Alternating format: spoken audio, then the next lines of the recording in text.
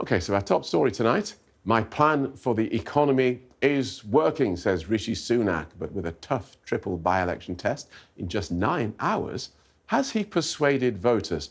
As polls keep trending against his party and with his own popularity at an all-time low, the Prime Minister is keen to show off any good news he gets. In this case, it's today's announcement that inflation is not only dropping, but the fall from 8.7% to 7.9% is bigger than predicted. I know that the #1 challenge facing families up and down the country is the cost of living, and that's why I set out as my top priority at the beginning of the year to halve inflation, and I'm determined to deliver on that. Today's figures show that the plan is working.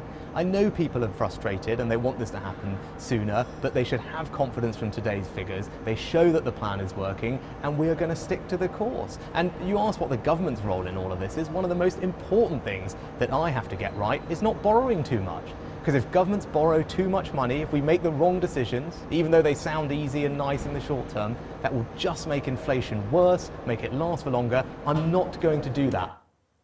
Well, those bullish comments came as Mr. Sunak unveiled international investment in a new battery factory, but that may not be enough to save the 3 seats up for grabs when polls open tomorrow morning.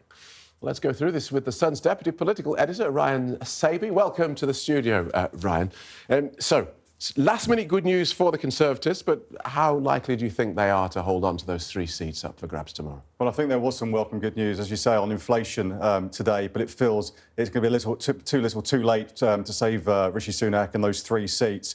You speak to Conservative ministers, you speak to advisers, it all feels those 3 seats are all but lost. They just have to go to the polls tomorrow, and when those polls close, those votes are counted, they will lose those 3 seats. That's what they're saying. There's a game of expectation management playing from the other sides, but deep down, I think those Conservatives know they've lost the seats. So tomorrow, when the results come out, any win, any holding by the Conservatives, they're going to claim, well, this is a victory for us. Absolutely.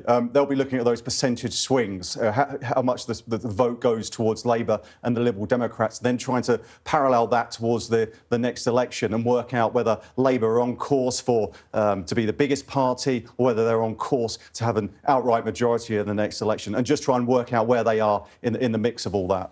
Tell us about, let's speculate then about the next election. How useful are these 3 by-elections going to be as a predictor for the next election? I think it is useful. It could set a trend, and you could work out in some seats up in the north, if in the Selby by-election, if there's that big swing of 15, 16%, it could well look like Labour is going to win that big majority. But I think it sets a trend for the next year before that next election and whenever that may well be. Just thinking, if we expect any more by-elections between now and then, hasn't Nadine Dorries gone yet? Has she gone?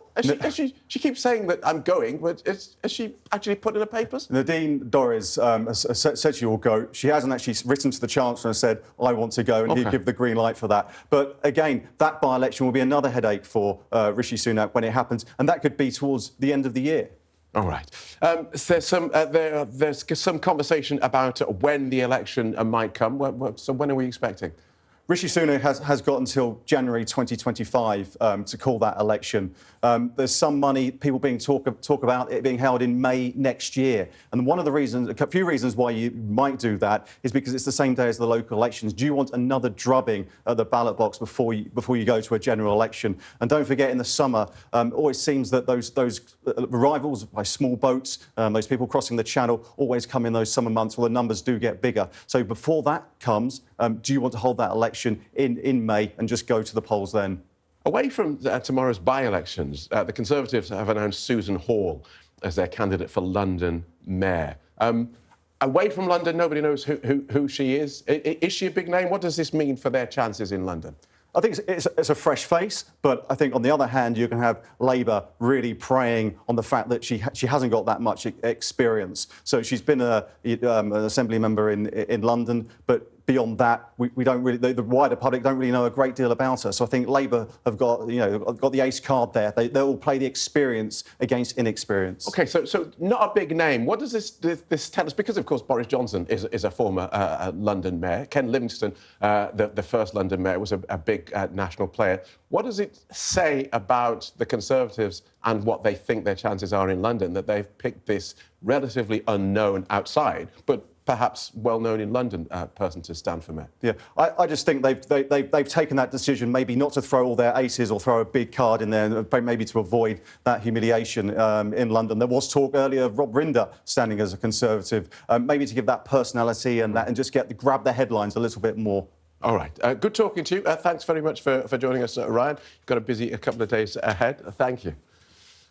All right, so let's take tonight's deep dive into the third of the constituencies are holding by-elections tomorrow, Oxbridge and South Ruislip. The West London seat became vacant after the dramatic departure of former Prime Minister Boris Johnson. Created in 2010, Oxbridge has consistently voted Conservative, with Johnson winning more than half the vote in 2019. But support for the Tories appears to be dwindling, as polls indicate that Labour could emerge victorious this time. But there's one local issue causing a headache for Labour. That's the expansion of London's ultra-low emission zone. ULEZ, as it's known, is acutely unpopular in Uxbridge, and the threat of its expansion under Labour Mayor of London, Sadiq Khan, could tip the balance towards the Tories.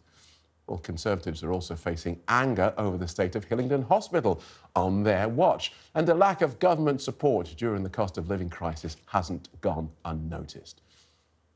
Well, Politico journalist Emilio Casalicchio has been out testing the waters in Uxbridge today. Welcome, Emilio. Polls seem confident that Uxbridge will be a win for Labour. Does it feel like that? It doesn't necessarily feel like that on the ground. I think that the Conservatives, to be fair to them, have done a very, very good job of making this campaign about the thing that they want to talk about, which is this ULEZ issue. A lot of voters are very annoyed about the fact that the ones that don't have compliant cars with this new emissions rules are going to get hit in the pocket, basically, by this charge. And the Conservatives have made this campaign essentially a referendum about that issue. And it means that a by-election that should have been really a walk in the park for Labour at first has become a much closer to call race. So even though I still think it is Labour's by-election to lose, the Conservatives are definitely running them much closer than I think we would have expected right at the beginning when this was first called. So this ULEZ issue is a big problem for Labour.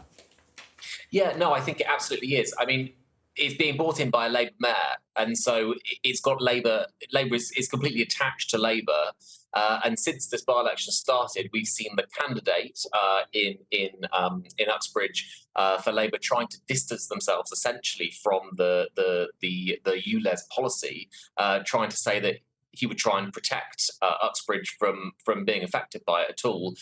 Keir Starmer, the Labour leader, has also started to kind of waver on it. He definitely can't come out as strongly as you might expect for a policy which is essentially a Labour policy. Sadiq Khan, the Mayor of London, he's not been seen in the seat at all during this election, and I think that sort of tells you everything you want to know about the problems that Labour's having with this issue. And the Labour candidate there, you're saying, has spoken out against ULEZ. So this is a hot topic. Is that going to dwarf everything else then? Well, it already has. I mean, there are definitely other issues in the seat. For example, like you mentioned, the Hillingdon Hospital. I went past there today, and you can see that it's a really tired building that needs work, and I think it's been waiting for a really, really long time for that work. There are definitely serious issues in the seat with cost of living. There are quite big disparities between the wealthier and the less wealthy in the seat. There are definitely issues, but for sure, when you wander around and when you talk to people, this ULEZ issue seems to be the thing that is strangely almost at the top of people's minds, and I think it's partly because there was a kind of grassroots campaign against it for a long time, and then the Conservatives have kind of come in and are riding on top of the wave of that grassroots campaign and have amplified it to become a huge issue, which is making big trouble for Labour. All right. Good talking to you. Thank you so much for joining us again, Emilio. You're going to have a busy couple of days to come, but thanks for joining us here on TalkTV. Let's bring in Wednesday night's first edition panel then for their reaction to that and the other stories we're going to be covering tonight. With me tonight, Labour MP and Deputy Leader of Welsh Labour, Carolyn Harris. Also with us, the Sun's political editor, Harry Cole. Welcome both. I'd like to start with you then, Carolyn. Tomorrow's by-election triple. This is Labour's to lose. If you don't win all three, does that count as failure? No, definitely not. I mean, we're not going to lose all three. Or what should I say is the Conservatives may not lose all three. I think this is for them to be worried about, not us. The reason that we're having these by-elections is because this government stinks. And this is an opportunity for the people living... Yeah, they do stink. Well, actually having the by-elections because the MPs quit, but, you know, take your general point. Yes, but they stink. And I forgot what I was saying. So the situation is this.